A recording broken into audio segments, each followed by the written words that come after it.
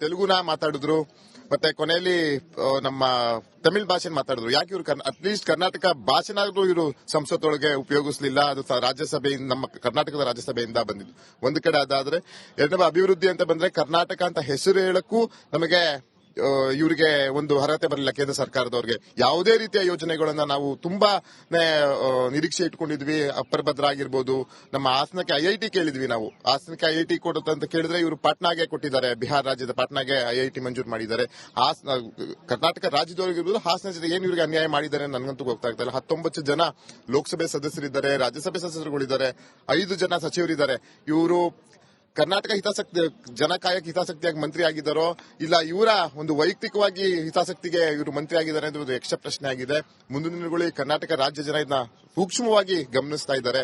ನಾವಂತೂ ಎಷ್ಟೋ ರೀತಿಯ ಏನದು ಆಶ್ವಾಸನೆಗಳನ್ನ, ಭರವಸೆ ಇಟ್ಕೊಂಡಿದ್ವಿ ನಾವು ಕೇಂದ್ರ ಸರ್ಕಾರದ ಮೇಲೆ. ಇವ್ರು ಏನೇನು ಈ ಸಲ ನಮಗೆ ಕೊಡಬಹುದು ಅನ್ನೋದು ಯಾವುದೇ ರೀತಿಯದಾಗಿಲ್ಲ. ಮಲತಾಯಿ ಧೋರಣೆ ಮಾಡಿದ ಇದು ಅಕ್ಷರಶಃ ಏನು ನಿಜವಾದಂತಹ ಒಂದು ಏನಂತ ಎಕ್ಸಾಂಪಲ್ ಆಗ್ತಿದೆ ಇದು ಇವ್ರು ಮಾಡ್ತಿರೋಂಥದ್ದು ಕೇಂದ್ರ ಸರ್ಕಾರದವರು. ನಾವು ಇದಕ್ಕೆ ಖಂಡಿತವಾಗಿಯೂ ಖಂಡಿಸ್ತೀವಿ. ಮುಂದಿನ ದಿನಗಳಲ್ಲಿ ಜನ ಇದಕ್ಕೆ ತಕ್ಕ ಉತ್ತರ ಕೊಡ್ತಾರೆ ಅಂತ ಕೇಳಿದ್ವಿ. ಹೊಟ್ಟೆ ಉರಿತದೆ ನಮಗೆ. ಯಾಕಂತ ಹೇಳಿದ್ರೆ ಕರ್ನಾಟಕ ಅಂತ ಇವರು ಅಟ್ಲೀಸ್ಟ್ ಯೋಗ್ಯತೆಗೆ ಕರ್ನಾಟಕ ಅಂತಾನೂ ಸಹ ಸಂಸತ್ನೊಳಗೆ ಇವರು ಪದನೂ ತರಲಿಲ್ಲ. ಅದರಲ್ಲೇ ಗೊತ್ತಾಗ್ತದೆ ಇವರ ಮಲತಾಯಿ ಧೋರಣೆ. ಇದನ್ನ ನಾವು ಖಂಡಿಸಿ ಕರ್ನಾಟಕ ಘನ ಸರ್ಕಾರದ ಮುಖ್ಯಮಂತ್ರಿಗಳು, ಉಪಮುಖ್ಯಮಂತ್ರಿಗಳ ನೇತೃತ್ವದಲ್ಲಿ ಮತ್ತೆ ಒಂದು ಹೋರಾಟಕ್ಕೆ ನಾವು ಸಜ್ಜು ಮಾಡುವಂತ ಕೆಲಸವನ್ನ ನಾವು ಮಾಡಬೇಕಾಗ್ತದೆ. ಹಾಸನಕ್ಕಂತೂ ಅಕ್ಷರಶಃ ಅನ್ಯಾಯ ಆಗಿದೆ.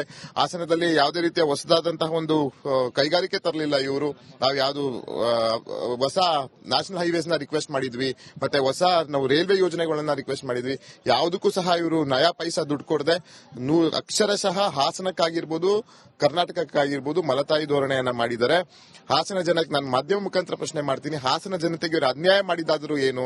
ಯಾಕೆ ಹಾಸನ ಜನನ ಇಷ್ಟು ಮಟ್ಟಿಗೆ ಇವರು ಕಡೆಗಣಿಸಿದ್ರು ಅಂತ ನಾನು ಕೇಳ್ಕೊಂತೀನಿ. ಯಾಕಂತೇಳಿ ಹಾಸನದಲ್ಲಿ ಹುಟ್ಟು ಬೆಳೆದವರೇ ಈ ಸಲ ಕೇಂದ್ರ ಸಚಿವರಾಗಿದ್ದಾರೆ. ಆದ್ರೆ ಹಾಸನ ಬಗ್ಗೆ ಅವರಿಗೆ ಕನಿಷ್ಠವಾದ ಒಂದು ಗೌರವ ಹಾಸನದ ಮೇಲೆ ಇಲ್ಲ ಅಂತ ನಾನು ಮಾಧ್ಯಮ ಮುಖಾಂತರ ಪ್ರಶ್ನೆ ಮಾಡ್ತೀನಿ. ಹಾಸನದವ್ರು ಮಾಡಿದಾದ್ರೂ ಇವರಿಗೆ ಅನ್ಯಾಯ ಏನು ಅನ್ನೋದನ್ನ ನಾನು ಕೇಳ್ತೀನಿ. ಹಾಸನಕ್ಕೆ ಇವರು ಬಜೆಟ್ ಅಲ್ಲಿ ಮಂಡಿಸಲಿ ಬಿಡ್ಲಿ, ನಿರಂತರ ಹೋರಾಟ ನನ್ನ ಅವಧಿಯವರೆಗೂ ಇದ್ದೇ ಇರ್ತದೆ. ಹಾಸನಕ್ಕೆ ಐಐಟಿ ತರೋದ್ರಿಂದ ಇರಬಹುದು, ಯಾವುದೇ ಗುರುತಾಂತ ಯೋಜನೆ ತರುವಂತ ಹೋರಾಟ ಯಾವುದೇ ಎಂದೆಂದಿಗೂ ನಿಲ್ಲಲ್ಲ ಅಂತ ಮಾಧ್ಯಮ ಮುಖಾಂತರ ಹೇಳ್ತೀನಿ. ಟ್ಯಾಕ್ಸ್ ವಿಚಾರದಲ್ಲಿ ನಮ್ಮ ನಾಯಕರು ಹೇಳಿದ್ರು, ಈಗ ಚಂದ್ರಶೇಖರ್ ಸರ್ ಹೇಳಿದ್ರು, ಅದಕ್ಕೆ 25 ಲಕ್ಷಕ್ಕೆ ಅವ್ರು ಅಪ್ಗ್ರೇಡ್ ಮಾಡಬೇಕಿತ್ತು. ಯಾರು ಅವರು ಟ್ಯಾಕ್ಸ್ ಸ್ಲ್ಯಾಬ್ ಕೊಡಬೇಕಿತ್ತು. 7 ರಿಂದ 12 ಲಕ್ಷ ದೊಡ್ಡದಲ್ಲ. ಈಗ ಚಂದ್ರಶೇಖರ್ ಸರ್ ಹೇಳಂಗೆ ಅಲ್ಲಲ್ಲ, ನನ್ನ ಮಾತು ತಗೊಳ್ಳಿ. ಈಗ ಒಂದು ಬಾಡಿಗೆ ಮನೆಗೆ ಹೋಗ್ತೀನಿ ಅಂದ್ರೆ ಕನಿಷ್ಠ ಪಕ್ಷ ಒಂದು 30-40 ಸಾವಿರ ಇಲ್ಲದೆ ಯಾರು ಬಾಡಿಗೆ ಕೊಡಲ್ಲ. ಬೆಂಗಳೂರಲ್ಲಾಗಿರ್ಬೋದು, ಯಾವ್ಯಾವ್ದು ಒಳ್ಳೆ ನಗರಗಳಲ್ಲಾಗಿರ್ಬೋದು ಇಡೀ ದೇಶದಲ್ಲಿ. ಜೊತೆಗೆ ಈಗ ಒಂದು ಸೈಟ್ ತಗೋತೀನಿ ಅಂದ್ರು ಕನಿಷ್ಠ ಪಕ್ಷ ಒಂದು ಸೈಟ್ ತಗೋತೀನಿ ಅಂದ್ರು 50 ಲಕ್ಷ ಬೇಕು. ಮಿಡಲ್ ಕ್ಲಾಸ್ ಅವ್ರು ತಗೊಂತೀವಿ ಅಂತ ಹೇಳಿದ್ರು. ಇದನ್ನ ನಾವು ಪರವಾಗಿಲ್ಲ ಅಂತ ಹೇಳ್ಬೋದೇ ಹೊರತು ಏನು ಇದು ಮಿಡಲ್ ಕ್ಲಾಸ್ಗಾಗಿರ್ಬೋದು ಏನೋ ಒಂದು ದೊಡ್ಡದಾದಂತಹ ಒಂದು ಸಾಧನೆ ಮಾಡಿದ್ದಾರೆ ಅಂತ ಅದು ಖಂಡಿತವಾಗಿಯೂ ಅದು ಸುಳ್ಳು. ಮತ್ತೆ ಕ್ಯಾನ್ಸರ್ ಮುಕ್ತ ಭಾರತಕ್ಕೆ ಪ್ರಧಾನಿ ನರೇಂದ್ರ ಮೋದಿ ಅವರು ಈ ಬಾರಿ ಒತ್ತನ್ನು ಈಗ ಅದೇ ಅವ್ರು ಹೇಳಿ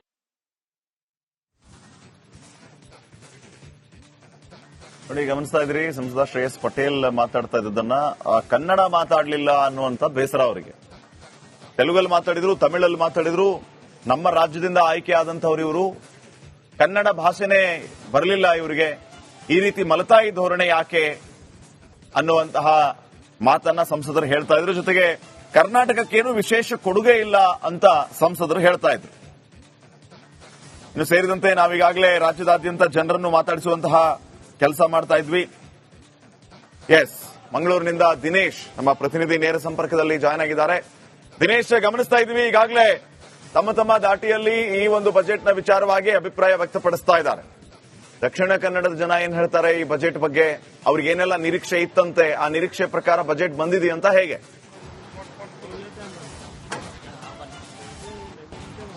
ಹೌದು ಶ್ರೀಪಾದ್, ಎಂದು ಕೇಂದ್ರ ಸರ್ಕಾರದ ಬಜೆಟ್ ಮೇಲೆ ಸಾಕಷ್ಟು ಚರ್ಚೆ ಆಗ್ತಿದೆ, ಸಾಕಷ್ಟು ನಿರೀಕ್ಷೆ ಹುಟ್ಟು ಹಾಕಿದೆ. ಪರ ವಿರೋಧಗಳು ಕೂಡ ಕೇಳಿ ಬರ್ತಾ ಇದೆ. ಮಂಗಳೂರಿನಲ್ಲಿ ಕೇಂದ್ರದ ಬಜೆಟ್ ಬಗ್ಗೆ ಜನರು ಏನು ಹೇಳ್ತಾರೆ ಅನ್ನೋದನ್ನ ಕೇಳ್ಕೊಂಡು ಬರೋಣ. ನಮ್ಮ ಜೊತೆ ಒಂದಷ್ಟು ನಾಗರಿಕರಿದ್ದಾರೆ ಮತ್ತು ಏನೋ ಕ್ಯಾಬ್ ಚಾಲಕರಿದ್ದಾರೆ, ಅವ್ರ ಜೊತೆನೆ ಕೇಳ್ಕೊಂಡು ಬರೋಣ. ಹೇಗನ್ನಿಸ್ತಿದೆ ಇವತ್ತಿನ ಬಜೆಟ್ ಬಗ್ಗೆ? ಈ ಸಲದ ಬಜೆಟ್ ಅಂದ್ರೆ ಒಂದು ಕೇಂದ್ರ ಸರ್ಕಾರವು ಟ್ಯಾಕ್ಸ್ ಅನ್ನು ಅಂದ್ರೆ ಈ ಸಲ ಕಳೆದ ಸಮಯದಲ್ಲಿ ನಮಗೆ 7 ಲಕ್ಷವರೆಗೆ ಟ್ಯಾಕ್ಸ್ ಅನ್ನು ಫ್ರೀ ಮಾಡಿತ್ತು. ಆದ್ರೆ ಆದ್ರೆ ಈ ಸಲ 12 ಲಕ್ಷವರೆಗೆ ಇದು ಮಾಡಿದೆ, ವಿನಾಯಿತಿಯನ್ನು ಕೊಟ್ಟಿದೆ. ಇದೊಂದು ಸಂತೋಷದ ವಿಚಾರ. ಅದನ್ನು ಬಿಟ್ಟು ಹೇಳುವುದಾದ್ರೆ ನಾವು ಕ್ಯಾನ್ಸರ್ ಒಂದು ಮೆಡಿಕಲ್ ಇರ್ಬೋದು, ಅದಕ್ಕೆ ಕೂಡ ಒಂದು ಸಬ್ಸಿಡಿಯನ್ನು ಕೊಟ್ಟಿದೆ ಮತ್ತು ರಿಯಾಯಿತಿ ದರವನ್ನು ಕೊಟ್ಟಿದೆ. ಇದೊಂದು ಸ್ವಾಗತಕಾರದ ವಿಚಾರ. ಆದರೆ ಕೆಲವೊಂದು ನಾವು ನಿರೀಕ್ಷೆ ಇದ್ದು ಇನ್ನಷ್ಟು ಕೇಂದ್ರ ಸರ್ಕಾರ ನಮ್ಮ ಜನಸಾಮಾನ್ಯರಿಗೆ ಮಾಡಬೇಕಿತ್ತು. ಆದರೂ ನಾವು ಈಗ ಕೊಟ್ಟದ್ದೊಂದು ಒಳ್ಳೆ ವಿಚಾರ, ಅದನ್ನು ನಾವು ಇದು ಮಾಡ್ತಿದ್ದೇವೆ. ನಿಮ್ಮ ನಿರೀಕ್ಷೆ ಏನಿತ್ತು ಅಂತ? ನಾವಂದ್ರೆ ಈಗ ಟ್ಯಾಕ್ಸಿ ಕ್ಯಾಬ್ ಚಾಲಕರಲ್ಲಿ ನಮಗೆ ಒಂದು ಅದಕ್ಕೆ ಬೇಕಾದ ಒಂದು ಫಂಡ್ ಪ್ಯಾನಿಕ್ ಬಟನ್ ಒಂದು ವಿಷಯ ಆಯ್ತು ಆಲ್ರೆಡಿ. ಆದ್ರೆ ಪ್ಯಾನಿಕ್ ಬಟನ್ ಅಂತ ಅದಕ್ಕೆ ಯಾವುದೇ ರೇಟ್ ಅನ್ನು ನಿಗದಿ ಮಾಡಲಿಲ್ಲ.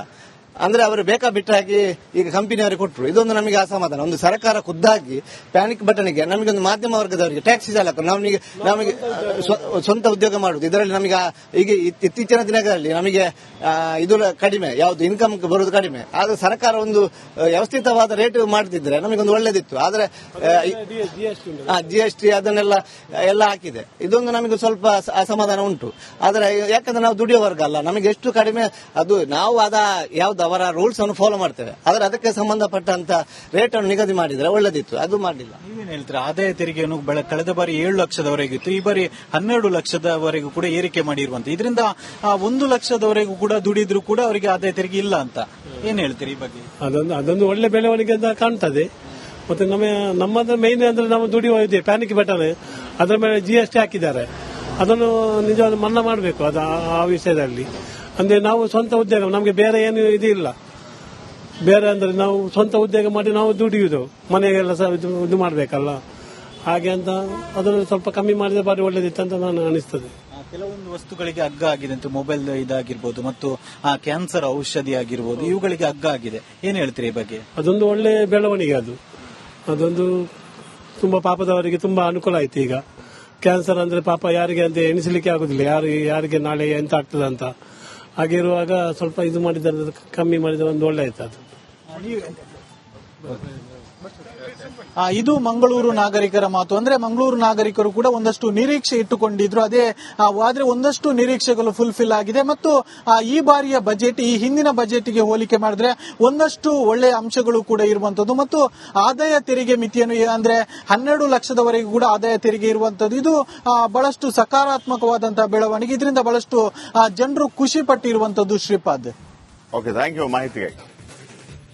ತೆಲುಗುನ ಮಾತಾಡಿದ್ರು, ಮತ್ತೆ ಕೊನೆಯಲ್ಲಿ ನಮ್ಮ ತಮಿಳ್ ಭಾಷೆ ಮಾತಾಡಿದ್ರು. ಯಾಕೆ ಇವರು ಅಟ್ಲೀಸ್ಟ್ ಕರ್ನಾಟಕ ಭಾಷೆನಾದ್ರೂ ಇವರು ಸಂಸತ್ತೊಳಗೆ ಉಪಯೋಗಿಸಲಿಲ್ಲ? ಅದು ರಾಜ್ಯಸಭೆಯಿಂದ, ನಮ್ಮ ಕರ್ನಾಟಕದ ರಾಜ್ಯಸಭೆಯಿಂದ ಬಂದಿದ್ದು.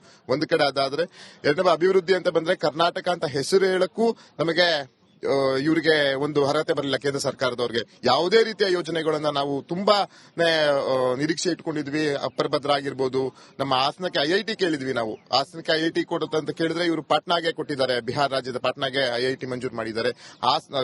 ಕರ್ನಾಟಕ ರಾಜ್ಯದವರಿಗಿರ್ಬೋದು, ಹಾಸನ ಜೊತೆ ಏನು ಇವರಿಗೆ ಅನ್ಯಾಯ ಮಾಡಿದ್ದಾರೆ ನನಗಂತೂ ಗೊತ್ತಾಗ್ತಾ ಇಲ್ಲ. 19 ಜನ ಲೋಕಸಭೆ ಸದಸ್ಯರಿದ್ದಾರೆ, ರಾಜ್ಯಸಭೆ ಸದಸ್ಯರುಗಳಿದ್ದಾರೆ, 5 ಜನ ಸಚಿವರಿದ್ದಾರೆ. ಇವರು ಕರ್ನಾಟಕ ಜನಕಾಯಕ ಹಿತಾಸಕ್ತಿಯಾಗಿ ಮಂತ್ರಿ ಆಗಿದ್ದಾರೋ ಇಲ್ಲ ಇವರ ಒಂದು ವೈಯಕ್ತಿಕವಾಗಿ ಹಿತಾಸಕ್ತಿಗೆ ಇವರು ಮಂತ್ರಿ ಆಗಿದ್ದಾರೆ ಅಂತ ಒಂದು ಯಕ್ಷ ಪ್ರಶ್ನೆ ಆಗಿದೆ. ಮುಂದಿನ ದಿನಗಳಲ್ಲಿ ಕರ್ನಾಟಕ ರಾಜ್ಯ ಜನ ಇದನ್ನ ಸೂಕ್ಷ್ಮವಾಗಿ ಗಮನಿಸ್ತಾ ಇದ್ದಾರೆ. ನಾವಂತೂ ಎಷ್ಟೋ ರೀತಿಯ ಏನದು ಆಶ್ವಾಸನೆಗಳನ್ನ ಭರವಸೆ ಇಟ್ಕೊಂಡಿದ್ವಿ ನಾವು ಕೇಂದ್ರ ಸರ್ಕಾರದ ಮೇಲೆ. ಇವ್ರು ಏನೇನು ಈ ಸಲ ನಮಗೆ ಕೊಡಬಹುದು ಅನ್ನೋದು ಯಾವುದೇ ರೀತಿಯದಾಗಿಲ್ಲ. ಮಲತಾಯಿ ಧೋರಣೆ ಮಾಡಿದ ಇದು ಅಕ್ಷರಶಃ ಏನು ನಿಜವಾದಂತಹ ಒಂದು ಏನಂತ ಎಕ್ಸಾಂಪಲ್ ಆಗ್ತಿದೆ ಇದು ಇವ್ರು ಮಾಡ್ತಿರೋಂಥದ್ದು ಕೇಂದ್ರ ಸರ್ಕಾರದವರು. ನಾವು ಇದಕ್ಕೆ ಖಂಡಿತವಾಗಿಯೂ ಖಂಡಿಸ್ತೀವಿ.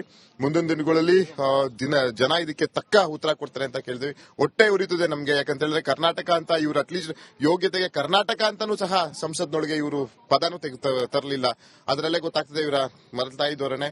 ಇದನ್ನ ನಾವು ಖಂಡಿಸಿ ಕರ್ನಾಟಕ ಘನ ಸರ್ಕಾರದ ಮುಖ್ಯಮಂತ್ರಿಗಳು, ಉಪಮುಖ್ಯಮಂತ್ರಿಗಳ ನೇತೃತ್ವದಲ್ಲಿ ಮತ್ತೆ ಒಂದು ಹೋರಾಟಕ್ಕೆ ನಾವು ಸಜ್ಜು ಮಾಡುವಂತ ಕೆಲಸವನ್ನ ನಾವು ಮಾಡಬೇಕಾಗ್ತದೆ. ಹಾಸನಕ್ಕಂತೂ ಅಕ್ಷರಶಃ ಅನ್ಯಾಯ ಆಗಿದೆ.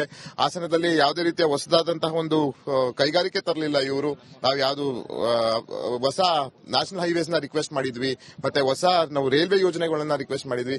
ಯಾವುದಕ್ಕೂ ಸಹ ಇವರು ನಯಾ ಪೈಸಾ ದುಡ್ಡು ಕೊಡದೆ ಅಕ್ಷರಶಃ ಹಾಸನಕ್ಕಾಗಿರ್ಬೋದು, ಕರ್ನಾಟಕಕ್ಕಾಗಿರ್ಬೋದು ಮಲತಾಯಿ ಧೋರಣೆಯನ್ನ ಮಾಡಿದ್ದಾರೆ. ಹಾಸನ ಜನಕ್ಕೆ ನಾನು ಮಾಧ್ಯಮ ಮುಖಾಂತರ ಪ್ರಶ್ನೆ ಮಾಡ್ತೀನಿ, ಹಾಸನ ಜನತೆಗೆ ಇವರು ಅನ್ಯಾಯ ಮಾಡಿದಾದ್ರೂ ಏನು, ಯಾಕೆ ಹಾಸನ ಜನನ ಇಷ್ಟು ಮಟ್ಟಿಗೆ ಇವರು ಕಡೆಗಣಿಸಿದ್ರು ಅಂತ ನಾನು ಕೇಳ್ಕೊಂತೀನಿ. ಯಾಕಂತೇಳಿ ಹಾಸನದಲ್ಲಿ ಹುಟ್ಟು ಬೆಳೆದವರೇ ಈ ಸಲ ಕೇಂದ್ರ ಸಚಿವರಾಗಿದ್ದಾರೆ. ಆದ್ರೆ ಹಾಸನ ಬಗ್ಗೆ ಅವರಿಗೆ ಕನಿಷ್ಠದ ಒಂದು ಗೌರವ ಹಾಸನದ ಮೇಲೆ ಇಲ್ಲ ಅಂತ ನಾನು ಮಾಧ್ಯಮ ಮುಖಾಂತರ ಪ್ರಶ್ನೆ ಮಾಡ್ತೀನಿ.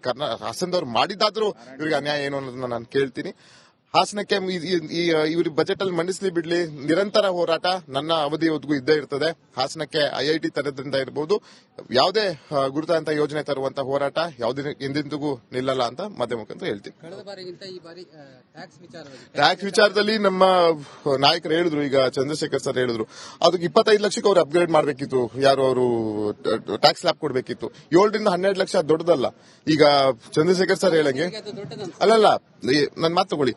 ಈಗ ಒಂದು ಬಾಡಿಗೆ ಮನೆಗೆ ಹೋಗ್ತೀನಿ ಅಂದ್ರೆ ಕನಿಷ್ಠ ಪಕ್ಷ ಒಂದು 30-40 ಸಾವಿರ ಇಲ್ಲದೆ ಯಾರು ಬಾಡಿಗೆ ಕೊಡಲ್ಲ. ಬೆಂಗಳೂರಲ್ಲಾಗಿರ್ಬೋದು, ಯಾವ್ಯಾವ್ದು ಒಳ್ಳೆ ನಗರಗಳಲ್ಲಾಗಿರ್ಬೋದು ಇಡೀ ದೇಶದಲ್ಲಿ. ಜೊತೆಗೆ ಈಗ ಒಂದು ಸೈಟ್ ತಗೋತೀನಿ ಅಂದ್ರು ಕನಿಷ್ಠ ಪಕ್ಷ ಒಂದು ಸೈಟ್ ತಗೋತೀನಿ ಅಂದ್ರು 50 ಲಕ್ಷ ಬೇಕು. ಮಿಡಲ್ ಕ್ಲಾಸ್ ಅವ್ರು ತಗೊಂತೀವಿ ಅಂತ ಹೇಳಿದ್ರು. ಇದನ್ನ ನಾವು ಪರವಾಗಿಲ್ಲ ಅಂತ ಹೇಳ್ಬೋದೇ ಹೊರತು ಏನು ಇದು ಮಿಡಲ್ ಕ್ಲಾಸ್ಗಾಗಿರ್ಬೋದು ಏನೋ ಒಂದು ದೊಡ್ಡದಾದಂತಹ ಒಂದು ಸಾಧನೆ ಮಾಡಿದ್ದಾರೆ ಅಂತ ಅದು ಖಂಡಿತವಾಗಿ ಅದು ಸುಳ್ಳು.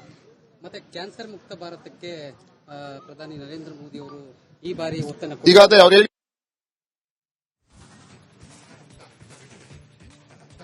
ನೋಡಿ, ಗಮನಿಸ್ತಾ ಇದ್ರಿ ಸಂಸದ ಶ್ರೇಯಸ್ ಪಟೇಲ್ ಮಾತಾಡ್ತಾ ಇದ್ದದನ್ನ. ಕನ್ನಡ ಮಾತಾಡ್ಲಿಲ್ಲ ಅನ್ನುವಂತ ಬೇಸರ ಅವರಿಗೆ. ತೆಲುಗಲ್ಲಿ ಮಾತಾಡಿದ್ರು, ತಮಿಳಲ್ಲಿ ಮಾತಾಡಿದ್ರು.